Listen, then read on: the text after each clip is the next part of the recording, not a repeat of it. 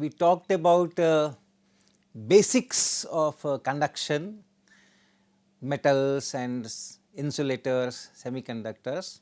So, let me recap what I did in the previous lecture. So, first thing is, for an isolated atom, the possible energies of quantum states are discrete.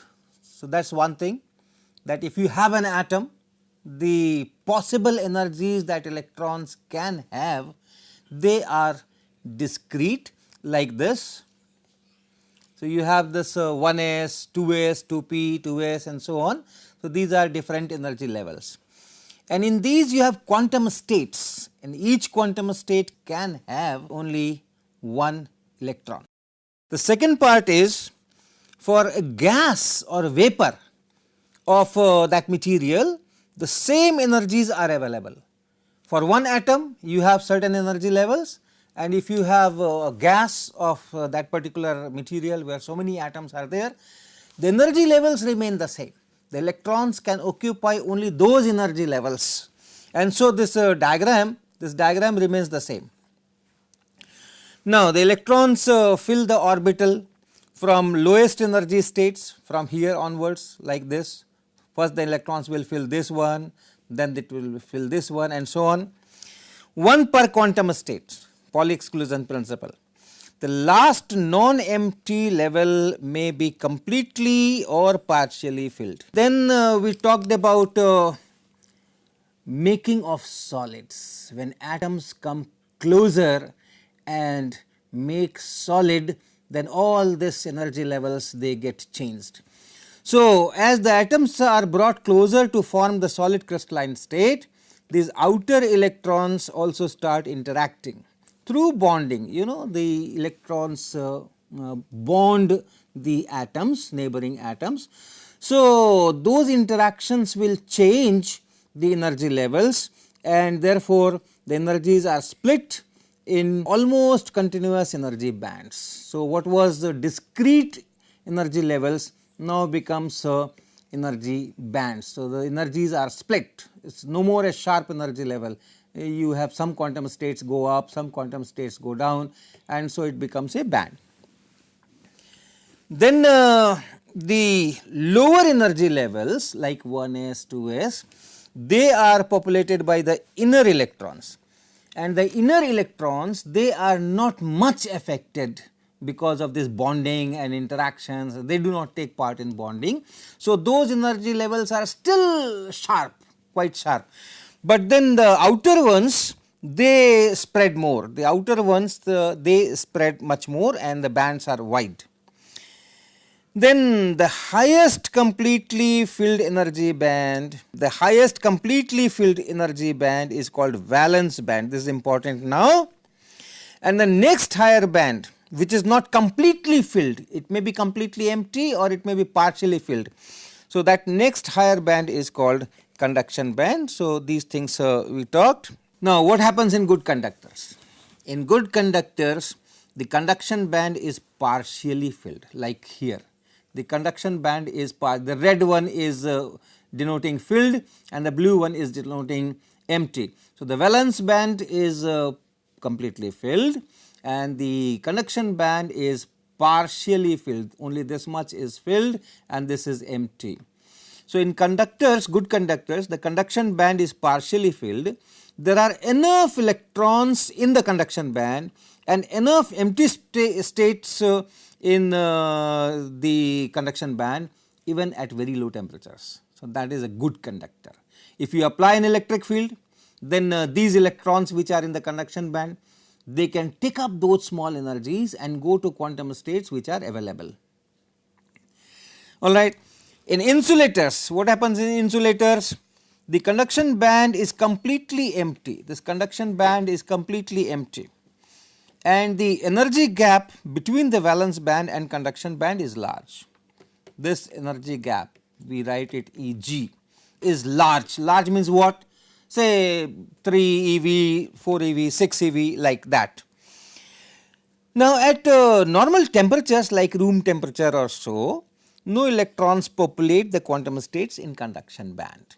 So, this is the structure and at low temperatures this valence band is completely filled, the conduction band is completely empty.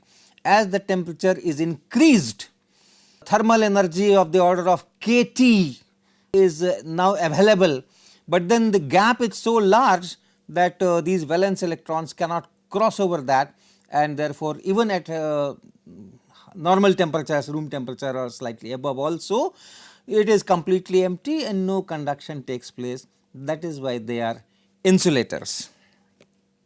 Okay. In semiconductors, the valence band is completely filled, the conduction band is completely empty, just like insulators. The only difference is this gap. This gap is low, say less than 3 eV or so, typically thumb rule. For silicon it is 1.12 eV. So, although it is still very high as compared to that K into capital T, which is some 0.026 electron volts at room temperature 300 Kelvin, but still it is not that high. So, some of the electrons at say room temperature, some of these electrons in valence band get sufficient energy from thermal interactions and they cross over the gap and occupy quantum states in the conduction band. So, some of these electrons in the valence band, they jump over and they occupy quantum states in the conduction band, and if that happens in the valence band, one quantum state is made available, it becomes empty. So, other electrons in the valence band can go over there, fill that gap and create a new vacant state somewhere else. So, that is how we have this so called holes or vacant states. So, these are the things that we discussed in the previous lecture. So, all this discussion was in terms of rectangles that I drew and called that energy levels and conduction band and valence band, electron going from the valence band to the conduction band on all that. But what is the actual physical picture? Where is the electron? It is not in my diagram. Where is the electron? So, let us connect this energy level diagram to the actual silicon crystal or semiconductor crystal and see how the two things are related to each other. So, if I talk in terms of silicon, it is it has diamond crystal structure. So, each silicon is bonded to 4 neighboring silicon atoms through that sp3 hybridized covalent bonding. So, we will show it here in a 2-dimensional diagram, although it is a 3-dimensional thing, it is a tetrahedral kind of structure, but let us say each silicon atom is bonded to 4 different silicon atoms. So, this is all bonds, it contains 2 electrons. One electron being shared by this silicon, another electron is shared by this silicon, and these two make a bond between these two. Similarly, the bonds are here, here, here. So, the 4 outer electrons, those sp3 electrons, they are consumed in making these bonds. Similar thing happens with this, this whole crystal is there. Now, what is a conduction electron? And what happens when I say that an electron has gone from the valence band to conduction band? What is the meaning in this diagram? All these electrons which are shown here in these bonds, people also show it like 2 lines like this, because 2 electrons are involved in the bond. So, this is also one way of showing. And you also know this is also like methane, you just draw one line and say that it is a bond, covalent bond. So, all these electrons which are there, 2 electrons here, 2 electrons here, 2 electrons here, 2 electrons here and so on, all these are in valence band. If I draw this diagram here, I call this as valence band and this as conduction band. All these electrons correspond to electrons somewhere here in this valence band, everywhere, all the bonded electrons are represented as electrons in the valence band. Now, suppose because of those thermal energies and interactions, some electron gets extra energy. One of these two electrons, let us say it gets extra energy, and then this bond is broken. Suppose this bond is broken. All right. So, this bond is broken and the two electrons are there, one electron is still there and other electron is broken. So, let us take this diagram. So, suppose this is broken. So, there is no electron out here. So, just only one electron. Where has that electron gone after getting the energy? It has gone somewhere. This is a silicon ion and that electron has gone somewhere. It is not forming, it is not part of this covalent bond here, and therefore, it can move in the crystal, it can move somewhere else. You have another silicon atoms, other silicon atoms, they are all bonded like that, and this can go anywhere, here. I will say that after receiving that extra energy, the bond is broken and this electron has gone to the conduction band. This electron is now here in this conduction band. It has occupied a quantum state which is available at these energies, which is much more than this. So, through that thermal interaction, it received the energy, it goes from here to here. That means it goes from here to here, or here means it is going anywhere, and this bond is broken.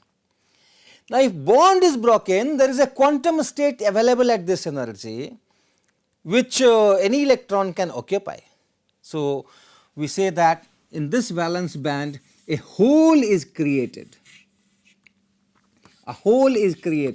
a vacant quantum state is created, and this vacant quantum state can be occupied by any electron. This electron may come from the available conduction band electrons also.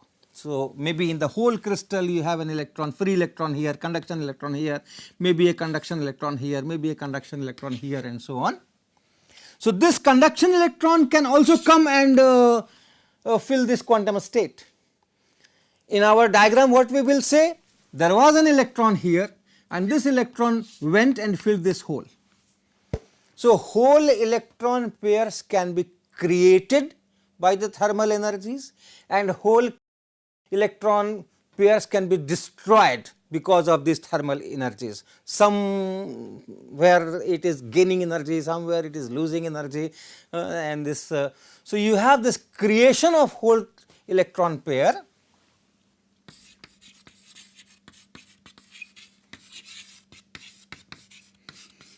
And you also have destruction or recombination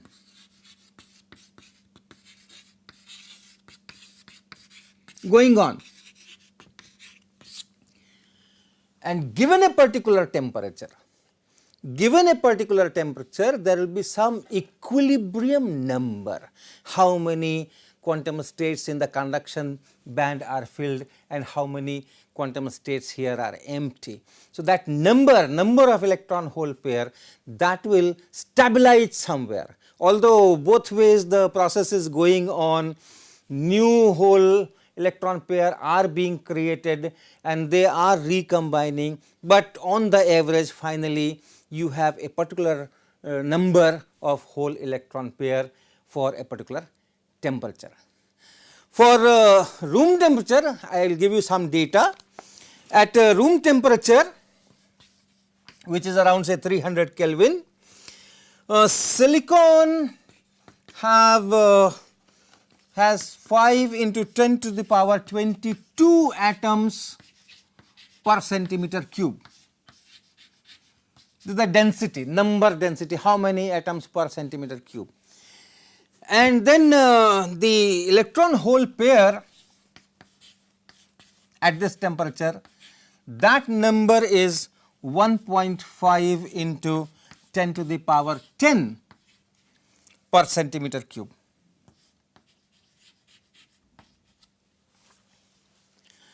So, you can see the fraction.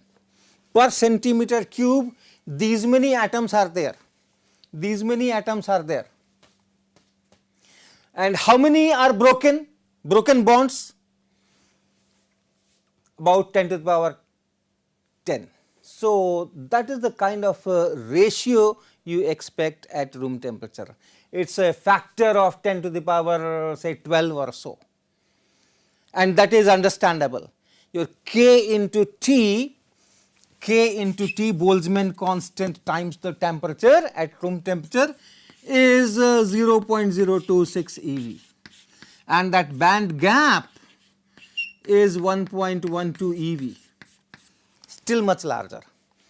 So, the probability is small, but even this small probability is very large, because it has created these many charge carriers. All these electrons are now available for conduction, all these holes are now available for conduction. So, these many pairs, these many conduction charge carriers for conduction are made available, even if the probability is very small. And if you want to compare with a normal conductor, say copper, the copper atomic density is 8.4 into 10 power 22 atoms per centimeter cube. Okay. And each copper atom, remember, each copper atom will contribute electrons in the conduction band. So, that number will be of this order. So, the conductivity of copper is much larger than the conductivity of silicon, but nevertheless, if you look for compare with insulator, it is quite large. So, that is how the silicon or any semiconductor will give rise to conduction. Now, these semiconductors, pure semiconductors, are called intrinsic semiconductors. These are called intrinsic semiconductor.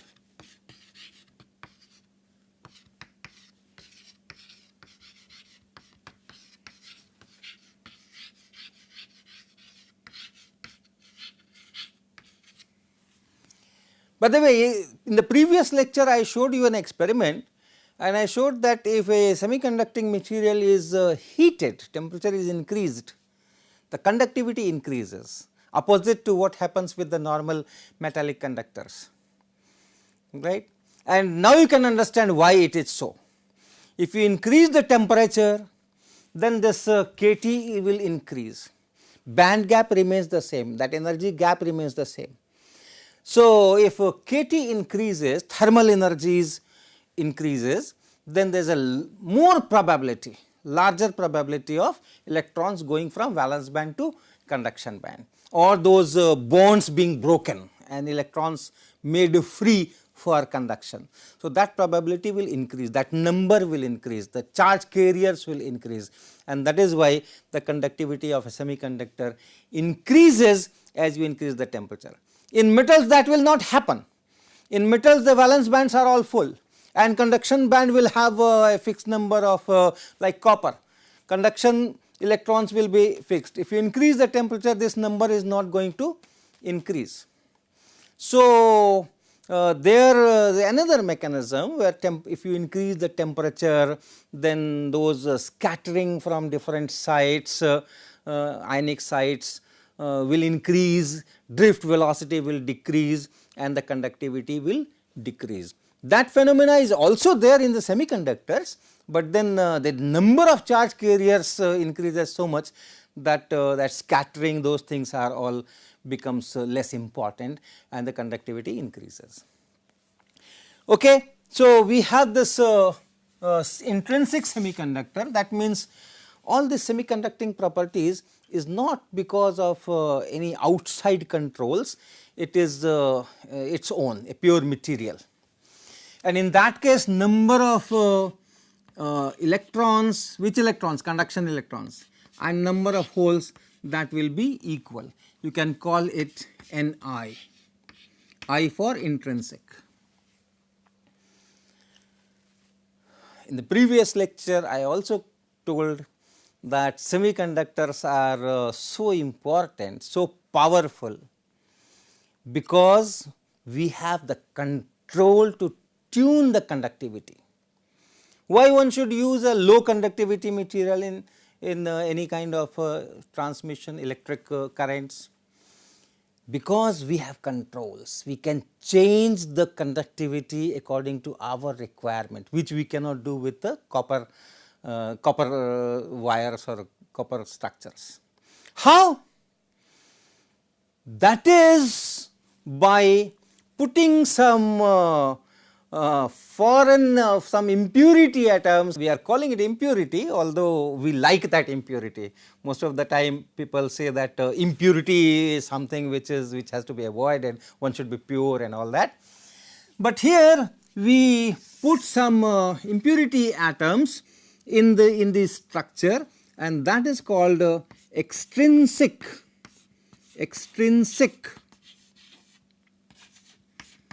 semiconductor or doped semiconductor.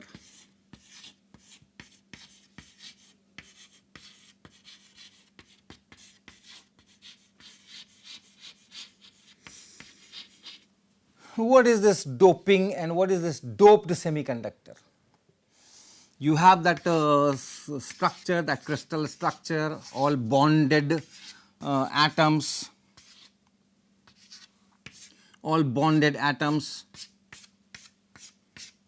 covalent bonding everywhere, and this is all silicon. Now silicon, remember, it is Z is equal to 14, and the last one is S2P2. Of course, it is all hybridized in covalent bonding. Now, if you take an element from the next column of the periodic table, where it is the last one is S2P3, like phosphorus for example, or arsenic.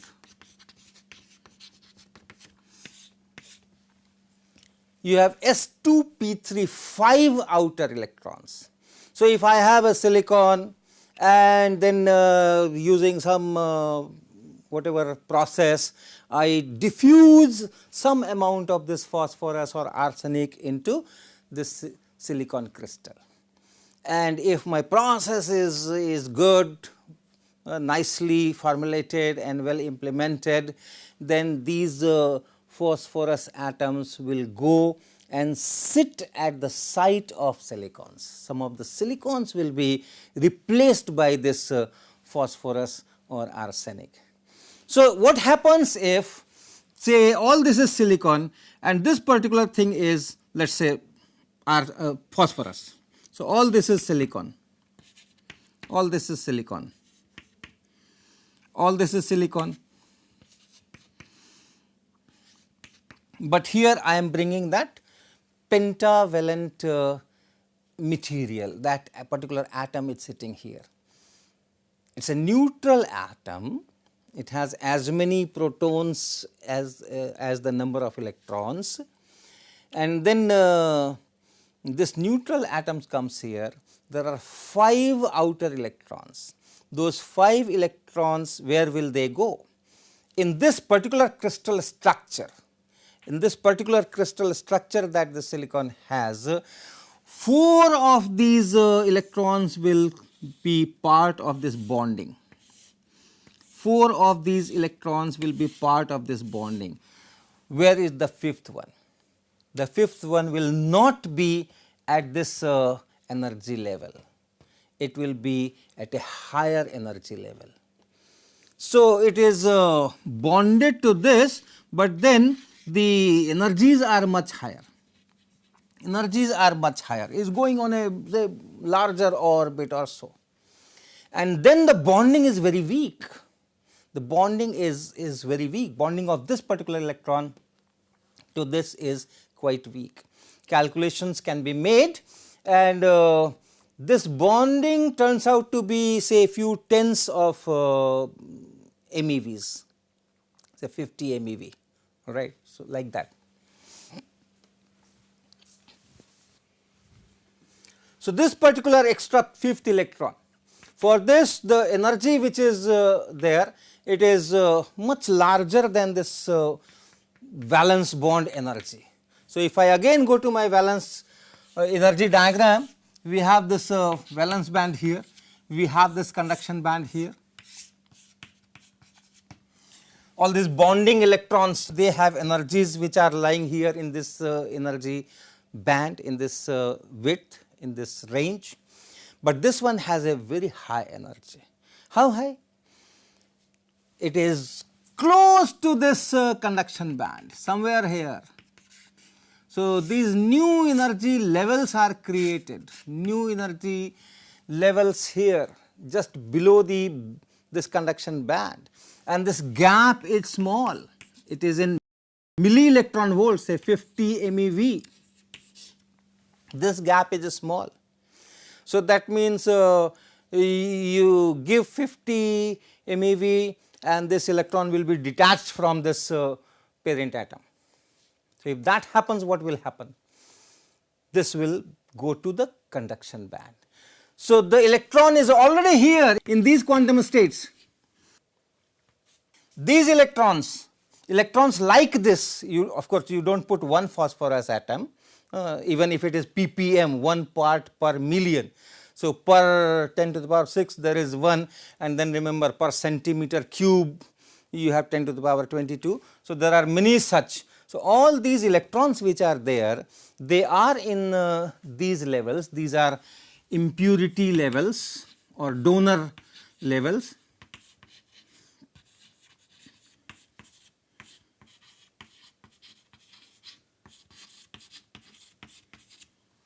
So, they are created here, but then 50 MeV is a small energy. So, from thermal interactions easily this gap can be crossed and all these electrons will move, most of them will move into the conduction band. Moves into the conduction band means it becomes free to move anywhere in this crystal, going from this atom to that atom, that atom to that atom, and so on. So, that is how you will get this. So, now what happens? From the usual electron hole production and recombination, you had some number of holes here and some number of electrons here, which was Ne and NH. On top of that, all these electrons are now made available. So, in the conduction band, now you have many more electrons than this number of holes here. For each hole you do have an electron there, but these impurity levels, they are giving us many more electrons in the conduction band. So, Ne, number of conduction electrons, is much larger than number of holes because of this impurities. And there is yet another phenomena.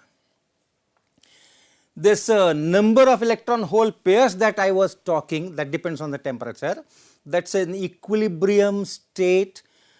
New holes electrons are being produced and they are, the electron hole pairs are destroyed because of recombinations, and some equilibrium thing is happening. The probability of this creation and probability of this recombination, they become same at certain level. Now, if there are too many electrons here, the probability of electron going into this hole, recombining this hole, becomes very large. Okay. In intrinsic case, you had much fewer number of conduction electrons. So, an electron going and filling that vacancy, that probability was less. If you think in terms of the crystal, in the actual crystal, yes, if there is a bond broken here and there are some free electrons available, those free electrons can come here and fill this gap. If there are many free electrons available around, then the probability of someone coming here and filling that gap will definitely increase. So, the recombination rate of filling these vacancies will increase, and therefore, the number of holes will further go down. In the intrinsic case, we had this number of holes, some number of holes, but when we are putting impurities, pentavalent impurities, we are increasing the number of electrons, fine. At the same time, the number of holes is decreasing because of this recombination, increased rate of recombination. And so, if I say that if I compare with this intrinsic one, let us say, let us put some symbol here. So, if I compare with this, in this case Ne is larger than Ni, that is understandable, and also this NH, this is Ni, no need of that dash, Ni is there, and this NH is, but NH is smaller than Ni, that is important, that is interesting. Not only that the number of electrons has increased, the number of holes has decreased because of the increased recombination. And then one can do some mathematics, some theory, and it turns out that this Ne into NH, that turns out to be N square, very interesting, Ni square, very interesting. Ne is increasing, NH is decreasing, but the product remains same. So, if there is no doping, that product is Ni into Ni, and if there is doping, still the product remains the same. So, that is very interesting. Okay, one can do some numerical on that. Okay, so numerical problem.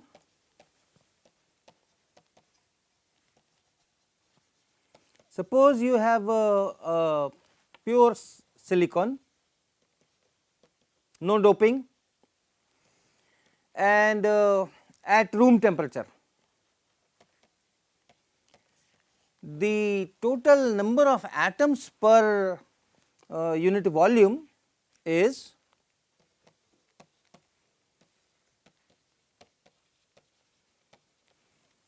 per unit volume is 5 into 10 power 28 per meter cube. Per meter cube. Previously, I had talked in terms of per centimeter cube, and that is why it has gone to 10 power 28 and not 10 power 22. And then at this temperature, let us say the hole density and the electron density, they are equal, intrinsic density, and that is, let us say, 1.5 into 10 power 16 per meter cube. Now, we put a pentavalent impurity, arsenic, let us say, arsenic,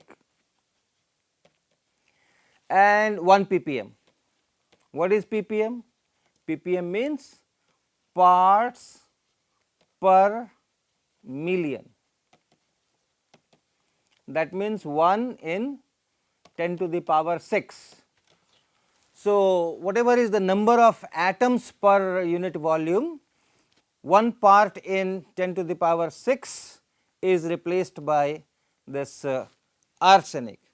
Now, the problem is to find after this doping how much is this electron density, conduction electron density, Ne, and how much is the hole density, NH. So, that is the problem. I have copied this data on the board and let us solve it there. So, how do I solve this problem? The number of extra electrons, conduction electrons that we have created through those impurity levels, that will be 1 per impurity atom. Okay? 1 atom, pentavalent, 5 electrons, 4 go in bonding, 1 is extra, that goes to the impurity level, and from there it goes to the conduction level. So, that Ne, number of these electrons which are created due to this doping, that will be 1 ppm. That means, if you have 5 into 10 to the power 28 atoms, 1 by 10 to the power 6 of that, that is 5 into 10 to the power 22. These many new conduction electrons are being injected. Then there are conduction electrons from the intrinsic processes, but that number is small. That number is 10 to the power 16, very small as compared to this is very small. So, the actual number is this plus this, but is so small that you can take that Ne is just equal to this. And then Ne into NH, number of electrons into number of holes, that should remain the same, that is independent of doping.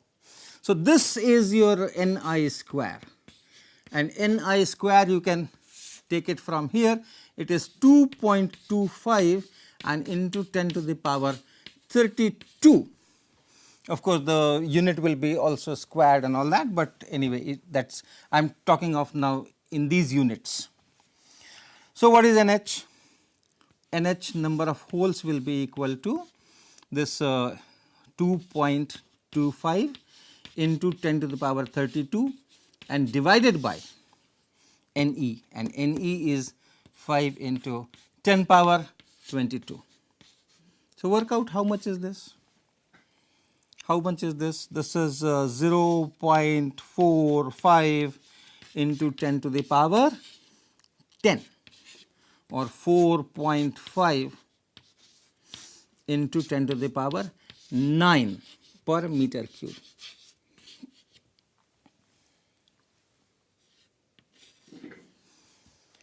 Okay, so the number of holes has decreased. Originally this was the number of holes, it has decreased from there. Now, in these type of extrinsic semiconductors, the number of electrons, conduction electrons, is much larger than the number of holes, and therefore they are called N type semiconductors. So, these, when you dope these things and Ne becomes much larger than NH, then you call it N type semiconductors.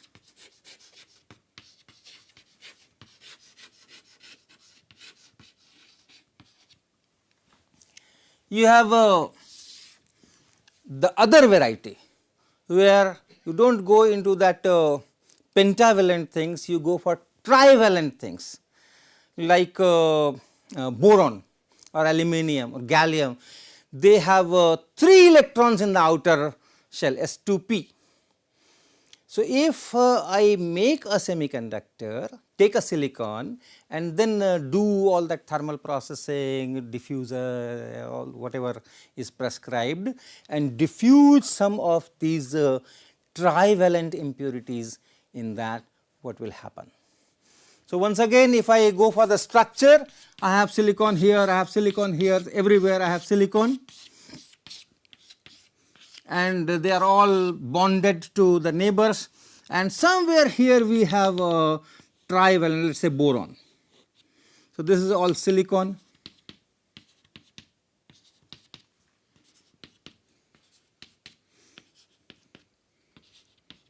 It is important that during this doping process we do not destroy the crystal structure, that crystal structure should remain the same, so that you still have all those covalent bonding and on those things.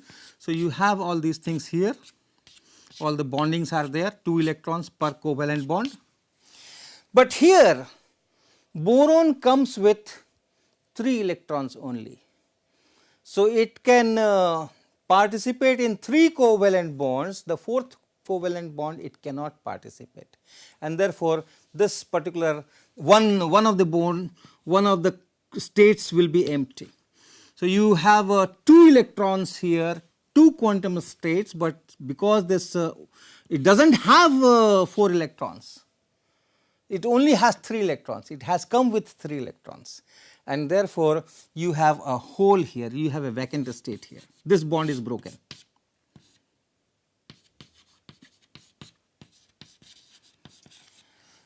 So, a hole is created, but this hole, the energy of this hole is different. If there is a hole created here, if there is a hole created here, silicon-silicon bond, if that is broken and the hole created here, that is different energies. If an electron comes and sits here, makes a bond, electron comes and sits here, makes a bond. These energies are different because the nucleus is different. This nucleus is different, this nucleus is different. So, new quantum states are available, new quantum states are available in this energy range, somewhere near that, but not exactly in the original valence band. These new energies are slightly above the valence band. So, if I have a diagram, if this is your valence band, if this is the conduction band, you have all these quantum states here at these energies you have all quantum states available, and these correspond to the usual covalent bonds between silicon-silicon. But a bond between boron and silicon, that will have energy which will be slightly higher than this, and it will be somewhere here. It will be somewhere here. So, the quantum states are created, new energy levels are created. So, let me use some other color. So, these quantum states are created. These are now impurity level. Or acceptor level. Why acceptor? This quantum state has a larger energy than this quantum state. Okay. This quantum state has an energy which is shown here, slightly above the valence band, whereas this Si, these quantum states are having energies which is here in this valence band, slightly higher. If an electron wants to break from here and fill this vacant state, the energy is slightly more, some energy is required. How much? Once again that small energy is few tens of milli electron volts, say 50 MeV or so,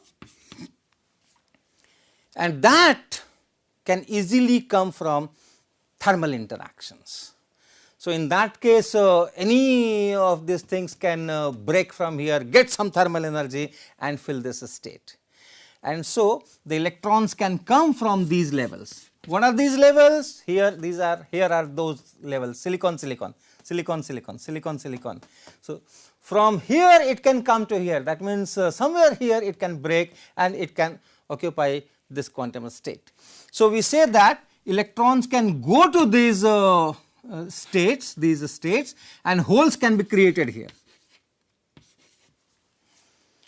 So, as many atoms you are doping, each atom is creating a quantum state in this impurity level, and since this is small, very easily electrons from this valence band are going and sitting here, and therefore, the holes are created in valence band. Okay. So, in this case the number of holes will be larger than number of electrons. When I say electrons, remember it is conduction electrons, and holes are in that valence band. The same story once again, if you have too many holes and few electrons coming from that intrinsic processes, so and their corresponding holes are there, but then those holes are much smaller in number. So, the number is dominated by the impurities. So, if there are too many holes and you have few electrons, then the probability of one electron going and filling some hole will increase. If you have same number of holes, then there is some probability, but there are too many holes. So, electron can either fill that or fill that or fill that or fill that, the probability will increase manyfold. what will happen? That creation remains the same, the destruction becomes larger, and therefore, this number will reduce further. So, the same story, the holes number will increase, the electron number will decrease, and that product NeNH will remain at that Ni square. Now, since here the holes are in a larger number than electrons, we call them p type semiconductors. So, these are called p type semiconductors.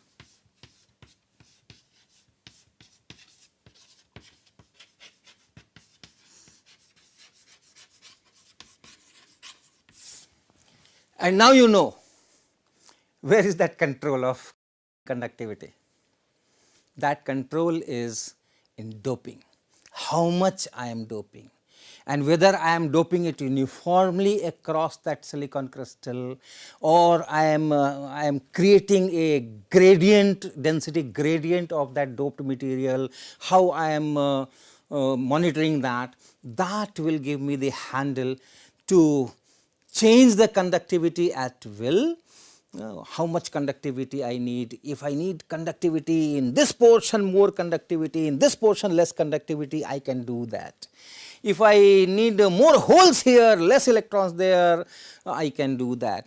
In the same crystal, in the same wafer, I can diffuse phosphorus from one side, I can diffuse boron from other side with different concentrations, or phosphorus with different concentrations. I can play with it and I can have a great control on conductivity profile, and that is how these things become very, very important. So, now let me talk of conduction by holes and by electrons. So, let us say we have a valence band, and in this valence band we have certain holes, certain quantum states are empty, and then we have a conduction band in which certain quantum states are occupied. It could be N type semiconductor or P type semiconductor. So, there are some conduction electrons available and some these holes are available. And in the crystal, if you think, once again the same diagram like this, covalent bonding everywhere, and some of the bonds are broken, some of the bonds are broken. So, you can also do that, let us say this bro. So, at some places you have holes, at some places you have electrons. In general, if you do not apply any electric field, you do not connect it to battery, nothing. In general, these conduction electrons, which are free to move, almost free to move in this crystal, they will be going from here to there to there randomly, sometimes combining with the hole, sometimes moving at some other site and so on. Similarly, when the electrons go somewhere and fill that hole, if valence electrons can also do that. Valence electrons can break a bond here and go, some hole is created here, then this bond can be broken, this electron can go here, sometimes from this side, sometimes from that side. You can picture it as the electrons are moving in random directions and the holes are also moving in random directions. The conduction electrons, they go from one atom to other atom, and then when the valence electrons, they also change sites. If there is some hole here, some empty quantum state here, the electron, neighboring electron can come and fill that. So, the hole has moved from one side to the other side. Holes are also moving randomly in this crystal, and then you connect it to a battery and you apply an electric field in this material in certain directions. So, you apply an electric field in certain direction. So, this electric field will exert forces on all the electrons, and if it is possible for the electrons to take up that energy and go somewhere else, they will respond, otherwise they will not. So, if the electrons are there and this electric field is there, the movement of electron will be according to that electric field, opposite to the direction of electric field. So, on top of that random motion, systematic drift velocity will be induced. What happens to the holes? The valence electrons will also feel the pinch of this electric field. But in the neighborhood, if there are no vacant states, they will just stay there, they will not respond to the electric field. But if in the vicinity there is some broken bond and the electric field is there to push the electron in proper direction, in that direction of the hole, remember the force is opposite because of negative charge. So, if the electric field is there to push the electron in a certain direction, and in that direction only in the neighborhood some broken bond is there, this valence electron will be prompted to go there and fill that. So, because of the electric field, the holes will also move in the preferred directions, and the electrons will also, conduction electrons will also move in the proper preferred directions because of this field, and therefore, you have a conduction, you have a current because of the electrons and also because of the holes. So, the total current in that material will be because of these conduction electrons and because of these holes. Of course, the two are not equal. You do not think that number one, the number of electrons can be very large as compared to number of holes, or number of holes can be very large as compared to number of conduction electrons, and therefore, these two need not be equal. And not only that, the mobility, if an electric field is applied, how much current it will generate. So, that is also different for electrons and for holes, and therefore, the two need not be equal in any case, even for intrinsic semiconductors. Nevertheless, you have conduction because of the holes, that means you have conduction because of the bonded electrons. It is a new feature. In metals that does not happen. If you have free electrons, if you have conduction electrons, fine. The metals, in metals you have those, and therefore conduction. In semiconductors, you have conduction because of these conduction electrons and also because of the valence electrons, which are bonded. They are only changing atoms from this bond to the neighboring broken bond and so on. So, both of these contribute to the conduction in semiconductors. So, let me summarize what we did in this lecture. Essentially, we tried to connect the diagrams that I make, conduction band and valence band, these diagrams we make, and what do these diagrams mean in terms of the actual crystal. That was the first part. And we said that in semiconductors you have atoms, and these atoms are bonded. The outer electrons of the atoms take part in this covalent bonding, and then all these electrons which are used in these bondings, these electrons will have energies which will be in this valence band. So, these quantum states here correspond to the bonding electrons, whereas if some bond is broken and the electron goes somewhere else in the crystal, which is weakly bound to some atom, that electron will have energy which will be in the conduction band. Then we talked of how electrons jump from valence band to the conduction band. So, if you have a electron which is sitting here in this valence band, and then we say that it goes to the conduction band, what do we mean by that? So, the meaning of that is some bond is broken, some bond, two electrons are here in this bond.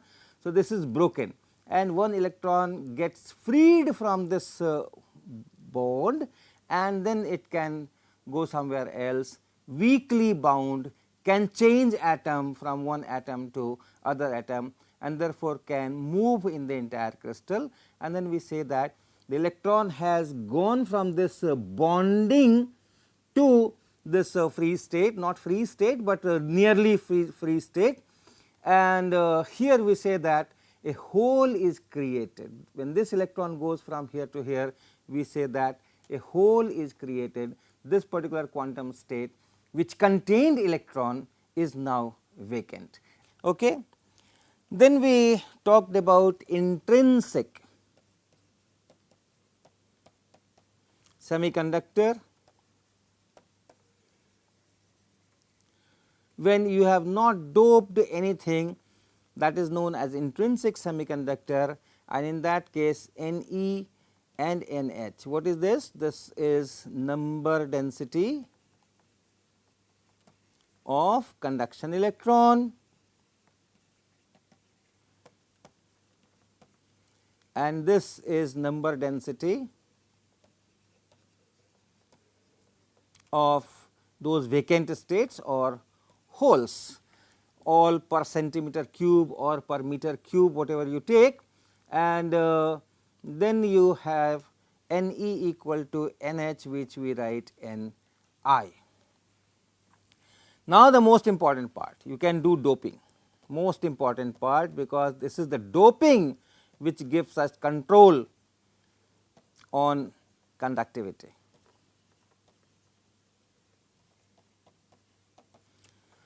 So, you can dope certain elements which can create more holes than electrons, or which can create more electrons than holes. So, if you dope pentavalent impurities like arsenic or phosphorus in silicon, then you get what we call Ne is much greater than NH. Okay. Then we this very important part to understand about this doping, that you do not have charge density,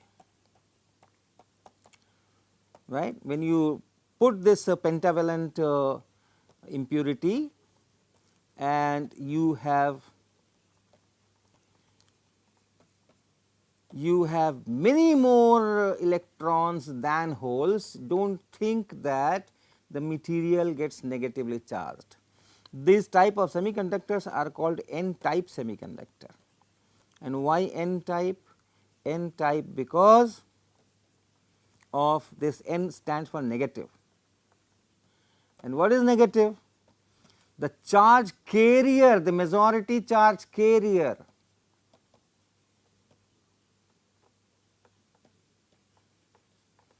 that is negative. That is negative. These are electrons, and that is why it is called n-type semiconductor. But the charge density is still 0. You have charge carriers, but not charge densities, because you only dope neutral atoms. You only dope neutral atoms.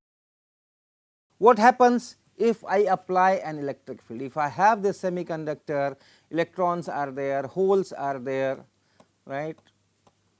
One may be larger, one may be smaller, or they may be equal.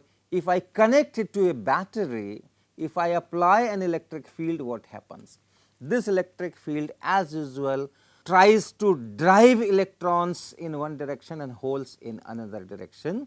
So, because of both you have current. So, the current is because of the electron movement and because of the hole movement. So, this is what we did in this lecture, and from here we will take about devices, the p-n junctions and other things in the next lecture.